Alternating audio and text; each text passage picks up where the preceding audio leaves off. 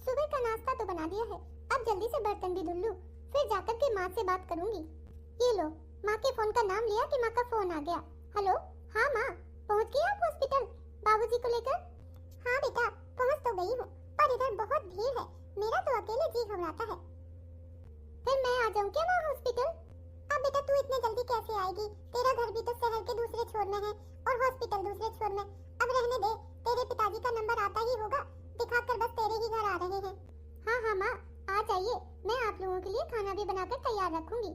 ठीक है बेटा, अब फोन रखती हूँ।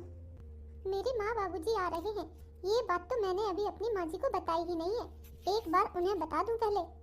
माँ जी, वो आपसे कुछ बात करनी थी। बड़ी बहू, तुम्हें जो भी बात करनी है थोड़ी देर बात करना, हटो मेरे सामने से, टीवी देख रही हूँ, मेरा फेवरेट सीरियल चल रहा है अभी।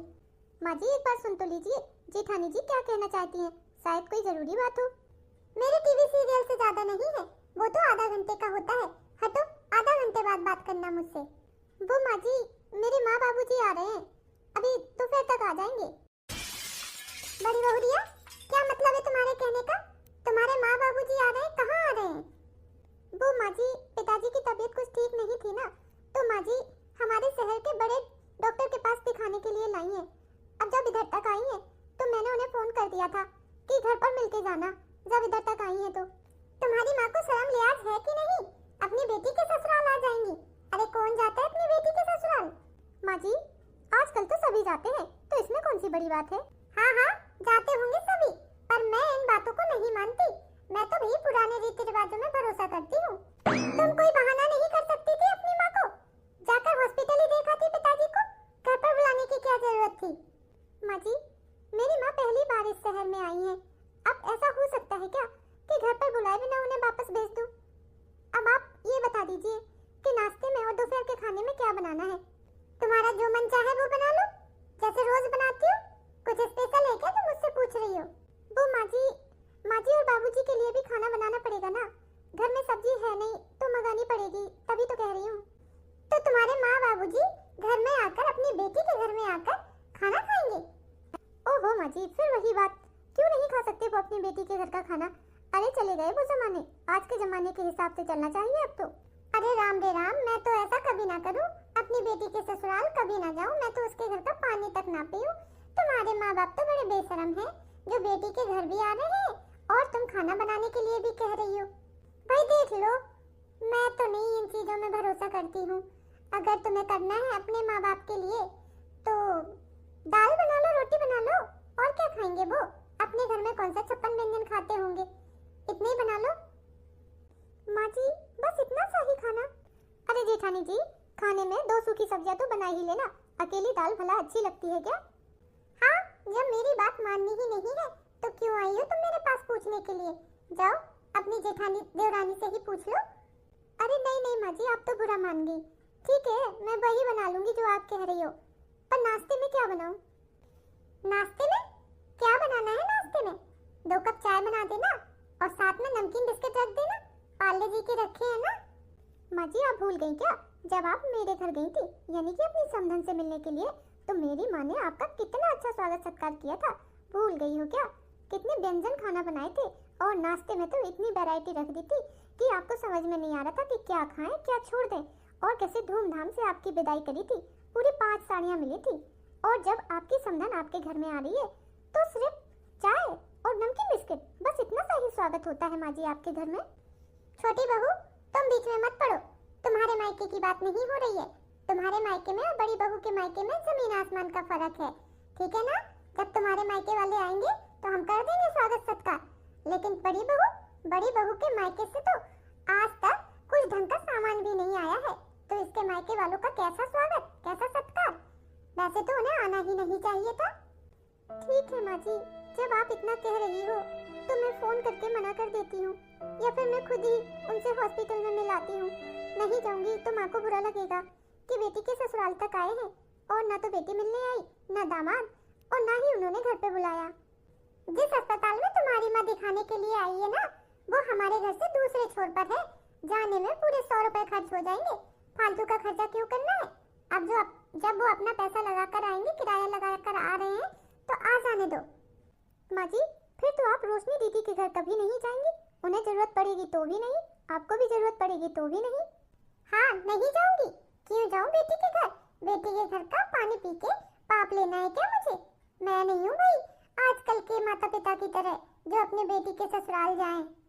माँ अच्छा हुआ जो तुम घर पे आ गई, कितना अच्छा लग रहा है। बाबूजी भी आराम से सो गए हॉल में, कम से कम चलो सुकून की नींद तो आएगी अब उनको। हाँ बेटा बिल्कुल सही कह रही हो, कितने दिन हो गए हैं बाबूजी ढंग से सोए भी नहीं है। रात में बार बार उठ उठ कर बैठ जाते हैं, कहते हैं पेट में दर्द हो रहा है, पेट में दर्द हो रहा है। अब इधर बड़े हॉस्पिटल में दिखाया, भगवान करे आराम मिल जाए उनको, बहुत परेशान है बेटा हम तो। हाँ आंटी जी आप परेशान मत होइए, जल्दी ही अंकल जी ठीक हो जाएंगे। वैसे भी हमारे शहर का ये हॉस्पिटल बहुत बड़ा है और इसके डॉक्टर भी बहुत अच्छे हैं। हाँ माँ देवरानी जी बिल्कुल सही कह रही हैं, जल्दी ही ठीक हो जाएंगे बाबूजी। अम्मा कुछ खाओ ना, देखो कितना कुछ मंगवाया है तुम्हारे लिए, और ये सारा सामान ना देवरानी जी ने मंगवाया है।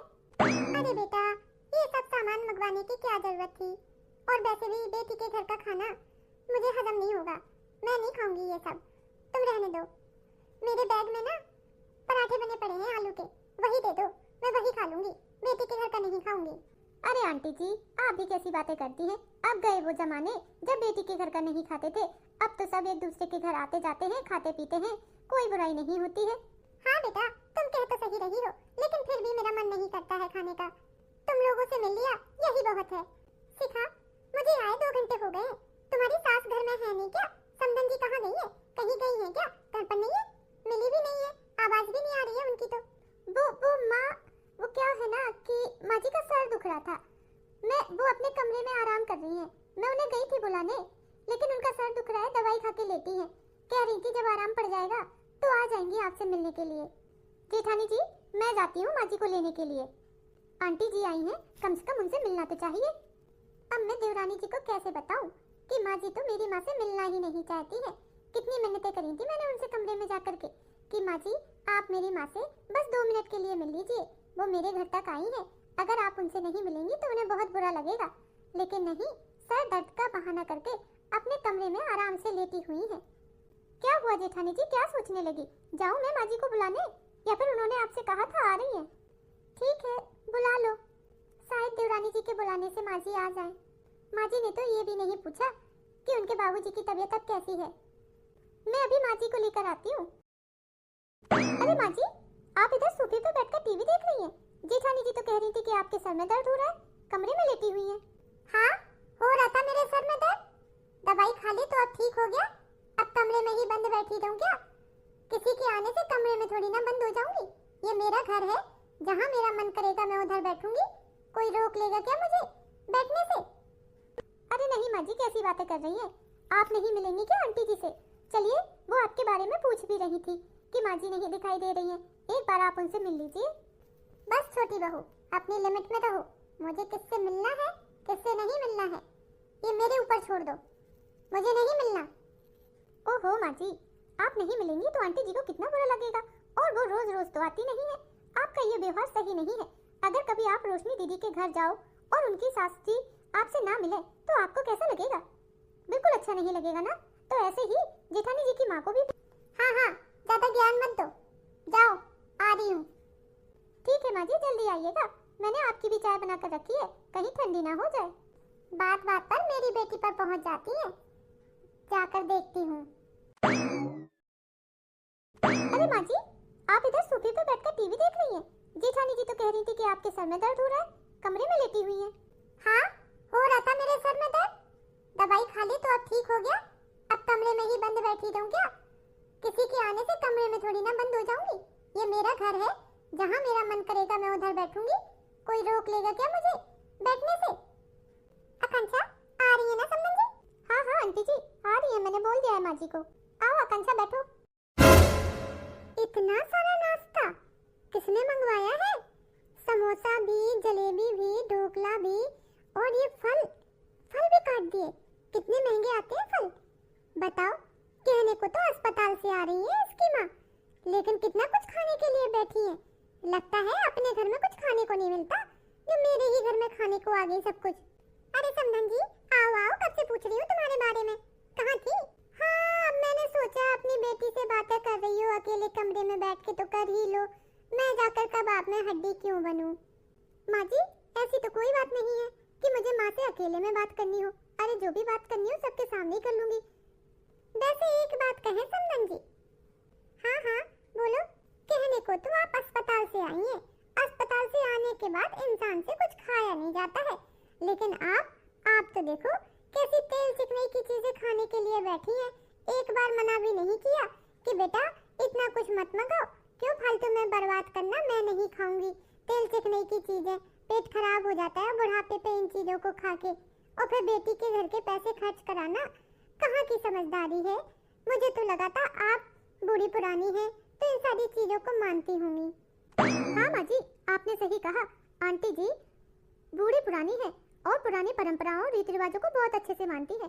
आपको पता है मैंने इतना सारा नाश्ता आंटी जी के लिए मंगवाया है, उन्होंने एक चीज को भी हाथ नहीं लगाया है। कह रही है कि बेटी के घर का पानी भी नहीं पीते हैं।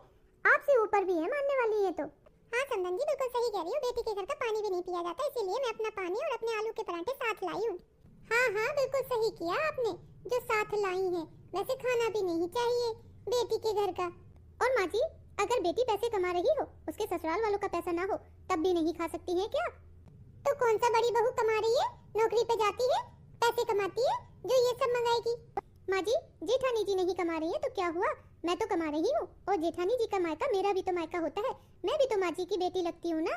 तो मैंने मंगाया है ये सब क्योंकि मैं तो पैसे कमाती हूँ, तो अपने पैसों से मंगाया है, ना तो आपसे लिए, ना ससुर जी से, ना ही आपके बेटे से। तो क्या अपने पैसों से मैं अपनी माँ को कुछ खिला नहीं सकती हूँ? उन पैसों पर तो मेरी माँ का थोड़ा बहुत तो अधिकार है ही। आंटी जी ये सब मैंने अपने पैसों से मंगवाया है क्योंकि मैं नौकरी करती हूँ। आपको ये खाना ही पड़ेगा क्योंकि ये बेटी के पैसों से आया है, ना कि ससुराल वालों के पैसे से। और बेटी को माँ बाप ही पढ़ाते हैं, ना कि ससुराल वाले। तो फिर इस हिसाब से आपका हक मुझ पर होता है। तो आप ये सब खाइए, अगर नहीं खाएंगे तो मैं बांध कर दे दूंगी, खाना ही पड़ेगा आपको। करो जो करना है, मुझे तो इधर रहना ही नहीं है। अरे अरे समदन जी आप तो नाराज होकर चली गई। माँ जी रुकिए तो सही। अरे जेठानी जी ज्यादा माँ जी को मनाने की जरूरत नहीं है, ऐसे तो उनकी हर गलत बात मानेंगे तो हमेशा वो अपनी ही चलाती रहेंगी। खाइए माँ जी आप। सच में देवरानी जी आप बहुत अच्छी हैं, थैंक यू इतना सब कुछ करने के लिए।